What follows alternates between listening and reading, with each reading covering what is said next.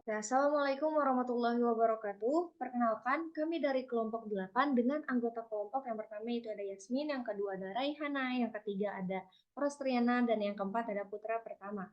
Dengan judul pemaparan pendugaan daerah potensial penangkapan ikan Eutinus affinis berdasarkan parameter oceanografi dengan metode maksimum entropi model. Selanjutnya itu adalah latar belakang. Pada WPP 715 memiliki total luas wilayah kurang lebih 47 juta hektar yang meliputi 6 provinsi yaitu Sulawesi Tengah, Gorontalo, Sulawesi Utara, Maluku, Maluku Utara, dan Papua Barat.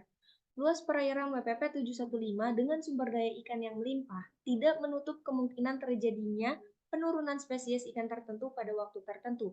Hal tersebut dapat mengakibatkan nelayan mengalami kerugian dengan biaya operasional yang dikeluarkan lebih tinggi daripada pendapatan dari hasil tangkapan. Teknologi penginderaan jauh dan sistem informasi geografis dapat dimanfaatkan untuk mendukung penyediaan informasi daerah penangkapan ikan bagi nelayan. Selanjutnya itu rumusan masalah. Rumusan masalah di sini itu para nelayan di WPP 715 mengalami kekurangan informasi tentang waktu musim penangkapan ikan terjadi dan letak daerah potensial penangkapan berada. Kekurangan ini menyebabkan rendahnya tingkat pemanfaatan potensi perikanan tangkap di wilayah tersebut. Selanjutnya yaitu ada tujuan. Yang pertama, memetakan 3 parameter oceanografi yaitu klorofil A, suhu permukaan laut, salinitas, dan arus, serta overlay parameter oceanografi dengan sebaran kapal di WPP 715. Yang kedua yaitu modelkan wilayah penangkapan potensial ikan tongkol komo atau Eutinus affinis di perairan WPP 715 menggunakan maksimum entropi model. Selanjutnya itu ada hasil dan pembahasan. Yang pertama ada musim barat. Hasil analisis menampilkan yang pertama itu parameter klorofil A. Hasil analisis menampilkan bahwa rata-rata laju konsentrasi klorofil A secara spesial di WPP 715 yaitu sekitar 0,2 sampai 3,7 mg per meter kubik. Hal ini disebabkan karena terjadinya upwelling yang dapat meningkatkan konsentrasi klorofil A sehingga pasokan makanan ikan meningkat. Hasil penelitian ini juga menunjukkan bahwa jumlah kapal yang tersebar saat musim barat lebih sedikit dibandingkan dengan musim lainnya. Yang kedua itu ada parameter suhu. Hasil analisis menampilkan bahwa rata-rata perairan 2PP 715 cenderung hangat dengan kisaran suhu 28,8 sampai 30,7 derajat Celcius. Selanjutnya itu ada parameter salinitas, menunjukkan bahwa kadar salinitas di WPP 715 berkisar antara 33,3 hingga 34,4 ppt. Selanjutnya yaitu ada parameter kecepatan arus. Rata-rata kecepatan arus pada musim barat di WPP 715 ini bergerak dari barat ke laut tenggara berkisar antara 0,01 hingga 0,04 meter per second. Selanjutnya yaitu pada musim peralihan 1. Yang pertama ada parameter klorofil A. Pada musim peralihan 1 ini, distribusi klorofil A dapat dilihat pada gambar di samping, yaitu dengan rata-rata berkisar pada rentang 0,2 sampai 3,9 mg per meter kubik. Dapat diketahui ya bahwa sebagian wilayah pesisir mengalami kenaikan konsentrasi klorofil A di perairan. Selanjutnya itu ada parameter suhu. Suhu permukaan di WPP 715 ini selama musim peralihan 1 didominasi oleh warna kuning yang tersebar di hampir seluruh wilayah perairan. Suhu permukaan pada musim ini berkisar antara 29,5 sampai 31,5 derajat Celcius. Selanjutnya ada parameter salinitas. Kadar salinitas pada musim peralihan 1 ditunjukkan oleh indikator warna biru tua yang mengindikasikan salinitas tinggi pada bulan Maret hingga Mei, yaitu awal musim kemarau. Pada musim ini salinitas berkisar antara 33,70 hingga 34,83 ppt. Selanjutnya ada parameter kecepatan arus. Selama musim peralihan 1 ini bergerak dari arah barat ke timur ya. Kecepatan arus tertinggi terjadi di bulan April dengan kecepatan arus tertinggi berkisar antara 0,05 hingga 0,06 meter per second. Selanjutnya itu ada musim timur yang akan dijelaskan oleh Raihan. Baik, selanjutnya musim timur pada parameter klorofil. Pada musim timur, di bulan Juni, Juli, Agustus, rata-rata distribusi klorofil A berada dalam kisaran 1,80 hingga 5,40 mg per meter kubik. Selanjutnya, parameter suhu. Suhu permukaan mulai mengalami peningkatan signifikan saat memasuki musim timur dengan kisaran 30,3 hingga 31,4 derajat Celcius. Peningkatan suhu ini ditunjukkan oleh gradasi warna dari kuning hingga kemerahan. Next.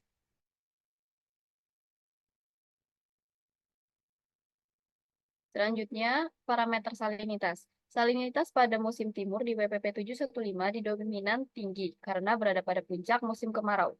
Salinitas di WPP 715 pada musim timur berkisaran antara 33,9 hingga 35,1 ppt. Selanjutnya, parameter kecepatan arus. Arah dan kecepatan arus di WPP 715 selama musim timur bergerak dari arah barat ke timur. Pada bulan Agustus, kecepatan arus tertinggi kisaran antara 0,38 hingga 0,48 meter per sekon. Next. Kemudian musim peralihan 2. Pada parameter klorofil A, distribusi klorofil A di WPP 715 selama musim peralihan 2 ditampilkan dengan rata-rata kisaran antara 0,20 hingga 3,87 mg per meter kubik. Kemudian parameter suhu. Memasuki musim peralihan 2, SPL rata-rata berkisaran antara 31 hingga 35,1 derajat Celcius. Gradasi warna suhu permukaan pada musim ini mulai bervariasi dengan percampuran warna kuning kemerahan. Next. Musim peralihan 2. Pada parameter salinitas. Kadar salinitas pada musim peralihan 2 di WPP 715 didominan tinggi, berkisaran antara 33,9 hingga 34,1 ppt, terutama pada musim kemarau. Hal ini disebabkan oleh dominasi air garam dan kurangnya pasokan air tawar yang memasuki perairan tersebut. Kemudian parameter kecepatan arus. Arus dan kecepatan arus di WPP 715 selama musim peralihan 2 bergerak dari arah barat ke timur. Kecepatan arus tertinggi berkisaran antara 0,50 hingga 0,63 meter per sekon pada bulan September. Next.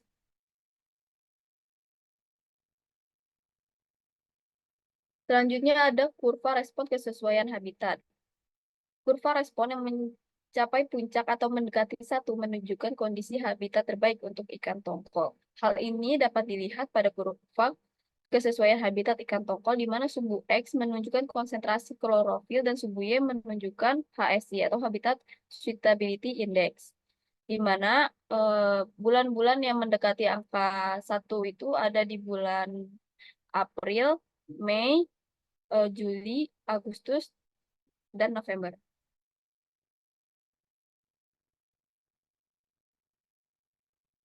Oke, berdasarkan eh, kurva Y yang menunjukkan HSI, kita bisa katakan bahwa di dalam parameter sea surface temperature atau temperatur permukaan air laut, itu yang paling cocok untuk habitat ikan tongkol tersebut ada di bulan Februari, April, Mei, Agustus, September, dan juga November. Boleh di next. Nah, untuk kurva respon kesesuaian habitat dengan parameter salinitas yang cocok itu ada di bulan Maret, April, Juni, September, dan juga Desember. Oke, next. Oke, selanjutnya ada pendugaan kontribusi parameter. Variabel yang memiliki kontribusi paling tinggi adalah salinitas dengan nilai 0,86. Sementara klorofil A memiliki nilai 0,36 dan suhu permukaan laut memiliki nilai 0,66. Ketika uji jackknife menunjukkan bahwa salinitas adalah parameter oceanografi yang paling berpengaruh terhadap peluang kehadiran ikan tongkol. Beberapa faktor yang mungkin berperan seperti sensitivitas ikan tongkol terhadap salinitas. Next. Oke, berikut adalah evaluasi model Max-N kesesuaian habitat ikan tongkol. Berdasarkan hasil yang telah didapatkan dari model Max-N pada gambar, menjelaskan bahwa model data yang telah diuji memiliki tingkat akurasi yang dapat dikatakan sangat baik, dengan nilai sebesar 0,898. Nilai tersebut dapat dikatakan sangat baik karena berada pada rentang 0,8 hingga 0,9. Berdasarkan kurva tersebut, dapat diketahui bahwa bulan Mei merupakan waktu yang efektif untuk dilakukan proses operasi penangkapan ikan. Karena nilai akurasi yang didapatkan dari model Max N mendekati angka 1, yang besar kemungkinannya ikan tongkol berada di WPP 715 pada waktu tersebut.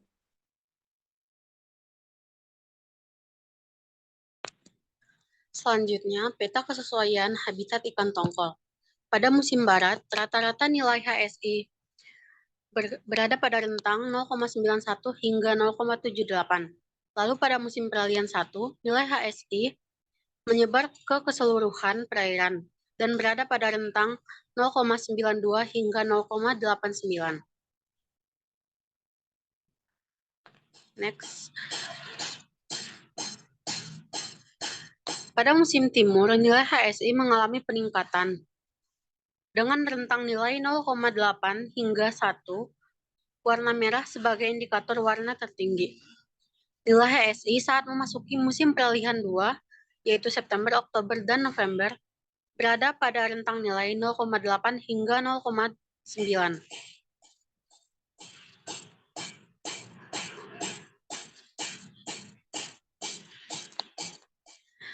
Yang terakhir yaitu kesimpulan. Yang pertama, distribusi klorofil A di Laut Maluku berkisar 1,8 hingga 5,4 mg per meter kubik dengan persebaran tertinggi berada pada musim timur dibandingkan musim barat. Distribusi SPL di Laut Maluku terjadi pada musim peralihan 2 yaitu berkisar 31 hingga 35,1 derajat Celcius. Sebaran kapal penangkapan ikan lebih banyak ditemukan pada musim peralihan 2.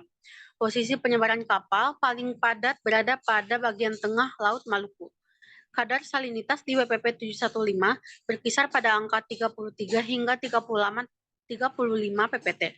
Dengan kadar salinitas yang tidak terlalu jauh perbedaannya antara musim menyebabkan WPP 715 memiliki daerah penangkapan ikan yang optimal. Arah dan kecepatan arus dapat membentuk pola distribusi persebaran ikan tongkol komo untuk membentuk gerombolan atau schooling yang cenderung mengikuti arus.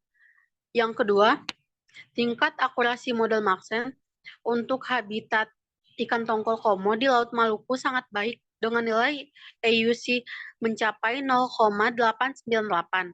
Parameter salinitas memiliki kontribusi yang lebih besar dibandingkan parameter SPL dan klorofil A karena beberapa faktor yang mungkin berperan sebagai sensitivitas ikan tongkol terhadap salinitas terlalu rendah atau terlalu tinggi dapat membahayakan kesehatan ikan tongkol dan mengurangi peluang untuk mereka berkembang biak dan bertahan hidup.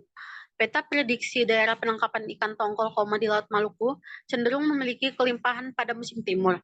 Daerah penangkapan ikan tongkol komo terkonsentrasi pada bagian tengah perairan dengan nilai HSI paling sesuai berada pada rentang 0,8 hingga 0,9.